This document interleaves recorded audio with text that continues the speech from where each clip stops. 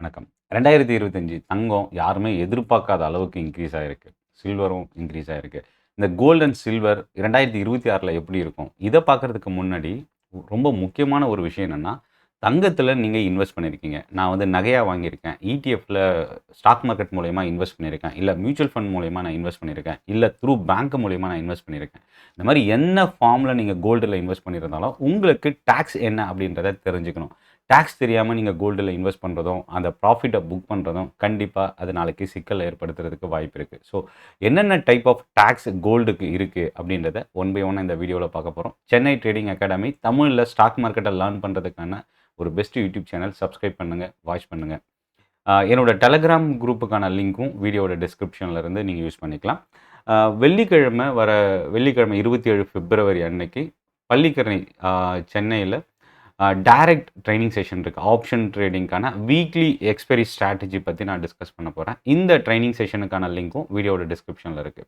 அது மட்டும் இல்லை, சனிக்கிழமை காலையில் பிகினருக்கான ஆப்ஷன் ட்ரேடிங் ஏலேருந்து நீங்கள் ஒன் பை ஒன்னாக கற்றுக்க போகிறீங்க. அதுக்கான செஷன் தாம்பரம் சாலையூரில் ட்ரைனிங் செஷன் நடக்குது. 28 சனிக்கிழமை காலையில் 11 மணிக்கு. இந்த 2 ட்ரைனிங் செஷனுக்கான லிங்க்கும் வீடியோட டிஸ்கிரிப்ஷனில் இருந்து நீங்கள் யூஸ் பண்ணிக்கலாம்.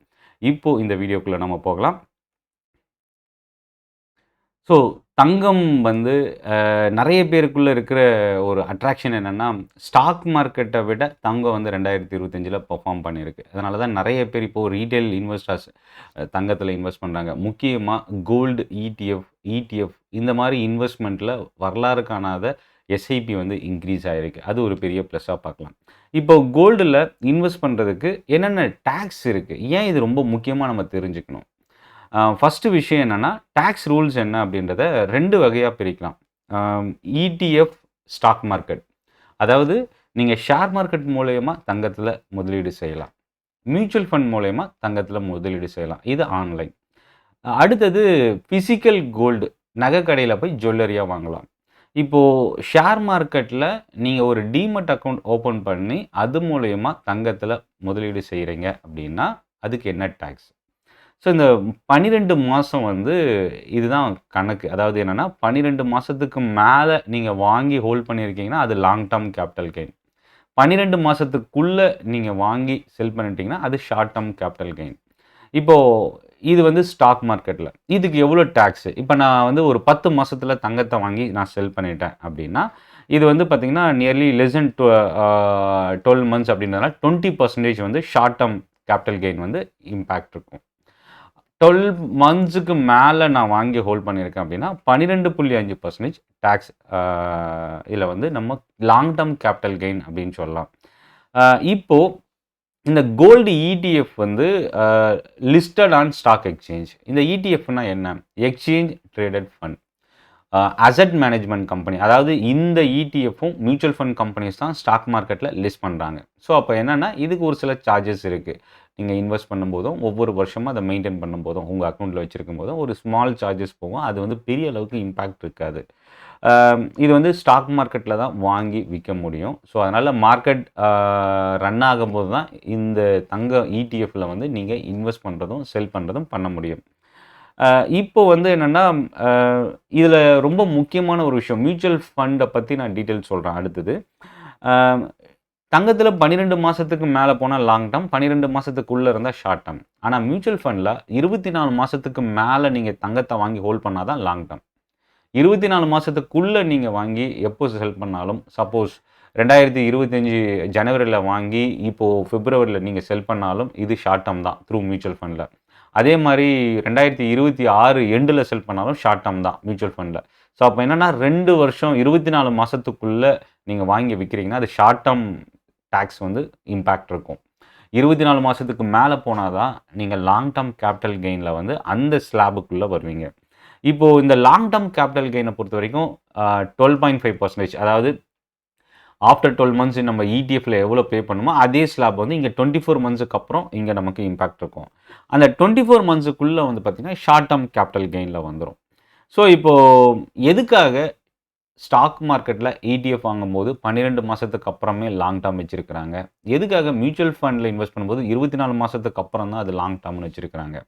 முதல் விஷயம் என்ன அப்படின்னா, போர்ட்ஃபோலியோ ரீபேலன்சிங்காக நம்ம வந்து இந்த கோல்டோட 12 மந்த்ஸ் டெனர் லாங் டேர்முக்கு அப்படின்றத செட் பண்ணியிருக்கிறாங்க. ஏன்னா 2 வருஷத்துக்கு அப்புறம் தான் அது லாங் டேர்ம் அப்படின்னா, இன்கேஸ் ரீபேலன்சிங் பண்ணும்போது நம்ம தங்கத்த செல் பண்ண வேண்டி வந்தா, அது ஷார்ட் டேர்ம் கேபிட்டல் கெயினுக்குள்ள போயிடும். ஸோ எக்ஸாம்பிள் வந்து சொல்லணும்னா, ரொம்ப சிம்பிளா 1 வருஷம் தொடர்ந்து மார்க்கெட் ஃபால் ஆயிட்டிருக்கு. ஆனா அந்த அந்த டைம்ல வந்து தங்கம் வந்து தொடர்ந்து இன்க்ரீஸ் ஆயிட்டிருக்கு. நான் இடிஎஃப்ல வந்து வாங்கி வச்சு ஒரு 14 மந்த்ஸ் ஆயிடுச்சு. இப்போ இது 2 வருஷத்துக்கு லாங் டெர்ம் கேபிட்டல் கெயினா இருந்திருந்தா, ஏன்னா நார்மலா ஸ்டாக் மார்க்கெட்ல போர்ட்ஃபோலியோ ரீபேலன்சிங் 6 மந்த்ஸ் டூ 1 இயர்ல நடக்கும். ஏன்னா மார்க்கெட்டோட சென்டிமென்ட் மாறிக்கிட்டே இருக்கும். ஒரு 6 மாசம் டூ 1 வருஷம் மார்க்கெட் இன்க்ரீஸ் ஆகும். அதுக்கப்புறம் ஒரு ஸ்மால் ப்ராஃபிட் புக்கிங்கோ இல்ல ஒரு வீக்னஸோ வரும். அதுக்கப்புறம் மறுபடியும் மார்க்கெட் பவுன்ஸ் பேக் ஆகும். மறுபடியும் ஃபால் வரும். இந்த மாரி ஒரு 2 வருஷம் வரைக்கும் long term capital gain stock மார்க்கெட்டுக்கு குடுத்தா, அது வந்து ரீபேலன்சிங் பண்றத பெரிய அளவுக்கு பாதிப்பு ஏற்படுத்தும். அதனால தான் 12 மந்த்ஸ் அப்படின்றத இங்க செட் பண்ணியிருக்கிறாங்க. அதே மாரி மியூச்சுவல் ஃபண்ட்ல வந்து ரீபேலன்சிங் அப்படின்றது வந்து நமக்கு ஒரு பெரிய விஷயம் இல்ல. ஏன்னா நம்ம லாங் டெர்ம் இன்வெஸ்ட்மென்ட் தான் மியூச்சுவல் ஃபண்ட் அப்படின்றத நம்ம கணக்குல எடுத்துக்க வேண்டியது இருக்கு. ஸோ ஷார்ட் டெர்ம் அப்படின்னா நம்ம இடிஎஃப்லயும், லாங் டெர்ம் அப்படின்னா மியூச்சுவல் ஃபண்ட்லயும் போறது பெட்டர். இதுல இன்னொரு விஷயம் என்னன்னா, நம்ம கவனிக்கக்கூடியது. ஏன் இந்த டிஃபரன்ஸ் வந்து கவர்ன்மெண்ட் வச்சிருக்கிறாங்கன்னா, ப்ராடக்ட் வந்து 2 பிளாட்ஃபார்மே வேற வேற பிளாட்ஃபார்ம். ப்ராடக்ட் ஸ்ட்ரக்சர் வந்து வேற வேற. இது ட்ரேட் ஆகுற விதமும் வேற வேற. அதாவது டீமேட் அக்கவுண்ட் இல்லனாலும் நீங்க மியூச்சுவல் ஃபண்ட் மூலியமா தங்கத்தில இன்வெஸ்ட் பண்ணலாம். அதே மாரி டீமேட் அக்கவுண்ட் இருந்தா தான் இடிஎஃப்ல ட்ரேட் பண்ண முடியும். இடிஎஃப்ல இன்வெஸ்ட் பண்ண முடியும். இன்னொரு பக்கம் இடிஎஃப்ப பொறுத்தவரைக்கும் டாக்ஸ், புரோக்கரேஜ் சார்ஜஸ் வரும். 9:15லேருந்து 3:30க்குள்ள டூரிங் மார்க்கெட் ஹவர்ஸ்ல தான் நம்ம இன்வெஸ்ட் பண்ண முடியும், செல் பண்ண முடியும். ஆனா, நீங்க எப்ப வேணா நீங்க மியூச்சுவல் ஃபண்ட் வந்து பர்ச்சேசிங் ஆர்டர் பஞ்ச் பண்ணிக்கலாம். அடுத்த சைக்கிள்ல வந்து நமக்கு வந்து அது அந்த பர்ச்சேஸ் கன்ஃபர்மேஷன் வந்து நமக்கு ரிசீவ் ஆகும். ஸோ, இதுல ரொம்ப இப்போ பிசிக்கல் கோல்டுக்கு என்ன டாக்ஸ்? ஆம், இப்போ பிசிக்கல் கோல்டு அப்படின்னா நம்ம என்ன பண்ணுவோம்? Jewellery, gold coin, gold bar இதெல்லாமே வந்து பிசிக்கல்.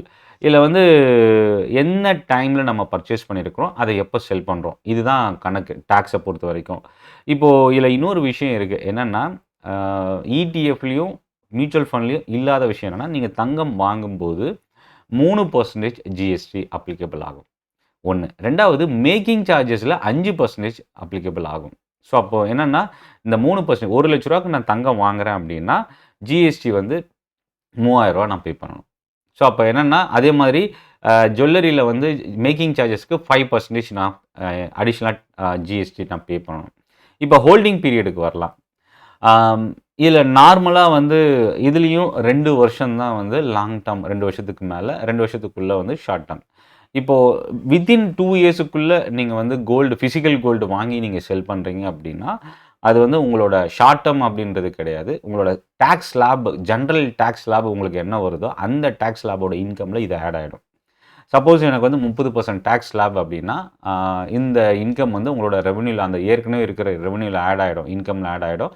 ஸோ, இது ஓவராலா ஒரு இன்கம்மா கன்சிடர் பண்ணி, அதுக்கான டாக்ஸ் என்னவோ அந்த ஸ்லாபுக்குள்ள நீங்க வரும்பொழுது அத பே பண்ணிக்கிற மாரி இருக்கும். இன்கேஸ் மோர் தென் 2 இயர்ஸ் அப்படின்னா 12.5% நோ இண்டெக்ஸேஷன். எல்லாருக்குமே இருக்கிற ஒரு பிரச்சனை என்னன்னா, இந்த இண்டெக்ஸேஷன்னா என்ன? வித் இண்டெக்ஸேஷன் அப்படின்றது வந்து டாக்ஸ் பேயருக்கு பெனிஃபிட். வித்தவுட் இண்டெக்ஸேஷன் அப்படின்றது டாக்ஸ் பேயருக்கு பெனிஃபிட் கிடையாது. அதாவது நான் ஒரு 10 வருஷத்துக்கு முன்னாடி தங்கம் வாங்கியிருக்கேன் அப்படின்னு வச்சுக்கலாம். 10 வருஷத்துக்கு முன்னாடி இருந்த பணவீக்கம், அதாவது இன்ஃப்ளேஷன் இல்ல ரூபி வேல்யூ. இந்த 10 வருஷத்துல சப்போஸ் ஒரு ஆவரேஜா ஒரு வருஷத்துக்கு 5% அப்படின்னா, அந்த 5% இந்த 10 வருஷத்துல இருந்த வேல்யூவ டிடக்ட் பண்ணா நம்மளோட ப்ராஃபிட் வந்து குறையும். ஸோ, அப்ப ப்ராஃபிட் குறையும்போது ஸ்லாப் அதுக்கான டாக்ஸ் வந்து நமக்கு குறையும். ஸோ, அப்ப வித்தவுட் இண்டெக்ஸேஷன் அப்படின்னா, நீங்க வாங்குன பிரைஸ் என்ன? செல் பண்ண பிரைஸ் என்ன? அது எத்தனை வருஷம் கழிச்சு செல் பண்ணாலும், அது லாங் டெர்ம்க்குள்ள வந்தா லாங் டெர்ம்க்கு அந்த ஸ்லாப் நம்ம பே பண்ணணும். ஷார்ட் டெர்ம்னா ஷார்ட் டெர்ம்க்கு என்ன ஸ்லாபோ அத நம்ம பே பண்ற மாரி இருக்கும். ஸோ, இது வந்து இண்டெக்ஸேஷன் அப்படின்னு சொல்லலாம். சப்போஸ் நீங்க ஒரு ரூ. 5,00,000 கோல்டு வாங்குறீங்க. 3 வருஷம் கழிச்சு ரூ.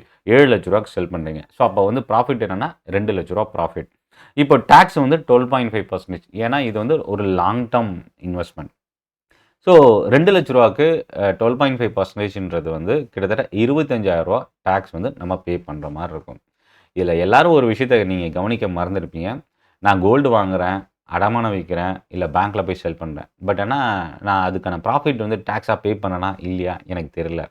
2வது இத பத்தி நான் கவலைப்படுறதும் இல்ல அப்படின்னு சொல்றீங்க. பட் ஆனா, ஒரு சர்டன் ஸ்லாபுக்கு மேல நீங்க தங்கம் வாங்குனாலும் சரி, இல்ல செல் பண்ண போனாலும், கண்டிப்பா பில் வந்து ரொம்ப இம்பார்ட்டன்ட். அதனால ஒரு ஹியூஜ் வேல்யூக்கு நீங்க கோல்டுல இன்வெஸ்ட் பண்ணும்போது, சப்போஸ் பிசிக்கல் கோல்டா நீங்க வாங்குறீங்கன்னா, அதுக்கான பில்ஸு, ஜிஎஸ்டி இந்த டீட்டெயில்ஸ் எல்லாமே ப்ராப்பரா நீங்க வச்சுக்கங்க. ஏன்னா, நாளைக்கு ஐடி இன்கம் டாக்ஸ் ஃபைல் பண்ணும்போது, இந்த இன்ஃபர்மேஷன், இந்த ப்ரூஃப் வந்து நமக்கு தேவைப்படும். அது வாங்குனதுக்கப்புறம் இன்கம் டாக்ஸ் ஃபைலிங்க்கும் சரி, அத செல் பண்ணும்போதும். ஸோ, அப்ப இந்த விஷயத்த ரொம்ப கேர்ஃபுல்லா நீங்க ரிட்டர்ன் பண்ணிக்கலாம். ஸோ, இதுல எப்போ லாஸ் வரும்? இன்கேஸ் எனக்கு வந்து லாஸ் வந்துடுச்சு. நான் தங்கம் வாங்கியிருந்தேன் பிசிக்கலா. ஷார்ட் டெர்ம்ல ஒரு பெரிய லாஸ். நான் வந்து ஒரு 1 இயர்ல செல் பண்ணணும்னு நெனைக்கிறேன். ஆனா, அப்ப லாஸ்ல இருக்கு. செல் பண்ணா அப்படி என்ன வரும்னா, கேபிட்டல் கெயின்ல வந்து அட்ஜஸ்ட் பண்ணிக்கலாம். ஷார்ட் டெர்ம் ஆ லாஸ்ல.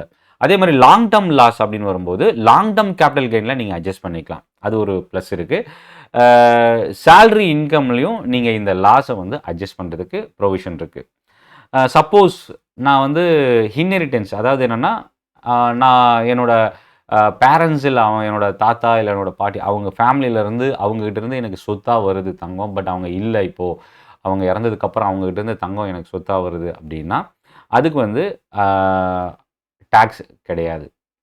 ஆனா, நீங்க செல் பண்ணும்போது, அந்த கோல்டு எப்போ வாங்குனாங்களோ, அதிலிருந்து டாக்ஸ் வந்து கன்சிடர் ஆகும். ஸோ, ஹோல்டிங் பீரியட் வந்து ப்ரீவியஸ் ஓனரோட ஹோல்டிங்ல இருந்து கணக்கு எடுத்துப்பாங்க. சப்போஸ் எக்ஸாம்பிள் எடுத்துக்கலாம். நான் வந்து 1 வருஷத்துக்கு முன்னாடி எனக்கு வந்து என்னோட தாத்தா வந்து இறக்கும்போது அவரோட தங்கத்த வந்து எனக்கு குடுக்குறாரு. அவரு வாங்கி ஒரு 1 1/2 வருஷம் இருக்குன்னு வச்சுக்கலாம். ஆனா, அவரு என்கிட்ட குடுத்தது 1 வருஷம் தான் ஆகுது. இப்ப நான் வந்து 1 இயர் தான் ஆயிருக்கிறதுனால, ஷார்ட் டெர்ம் கேப்பிட்டல் கெயின் பே பண்ணணுமா? அப்படின்ற ஒரு கொஸ்டின் இருக்கும். இல்ல. ஏன்னா, அவரு எப்ப வாங்குனாருன்னா, 2 1/2 வருஷத்துக்கு முன்னாடி வாங்குனதுனால, இது வந்து லாங் டெர்ம் கேப்பிட்டல் கெயினுக்குள்ள வரும். ஸோ, அப்ப என்னன்னா, ப்ரீவியஸ் ஓனரோட டூரிங் இன்வெஸ்ட்மென்ட் பீரியடும் நமக்கு சேர்ந்து இதில ஆட் ஆகும். ஸோ, இந்த வீடியோ உங்களுக்கு ரொம்ப யூஸ்ஃபுல்லா இருக்கும்னு நெனைக்கிறேன். So, ETF, mutual fund, physical gold இதில என்னென்ன டாக்ஸ் இத பத்தின உங்களுக்கு என்ன கொஸ்டின் இருக்கு, இல்ல உங்களோட ஃபீட்பேக் என்னவோ நீங்க கமெண்ட்ல போஸ்ட் பண்ணுங்க. இன்னொன்னு என்னோட வாட்ஸ்அப் நம்பர் டிஸ்கிரிப்ஷன்ல இருக்கு. ஸோ, உங்களுக்கு இத பத்தின மேலும் டீட்டெயில் நீங்க தெரிஞ்சுக்கணும் அப்படின்னாலும், வரப்போற வெள்ளிக்கிழமை, சனிக்கிழமை இந்த 2 நாள் ட்ரெய்னிங் செஷனுக்கு நீங்க கலந்துக்கணும் அப்படின்னாலும், என்னோட வாட்ஸ்அப் நம்பருக்கு நீங்க மெசேஜ் பண்ணலாம். நன்றி, வணக்கம்.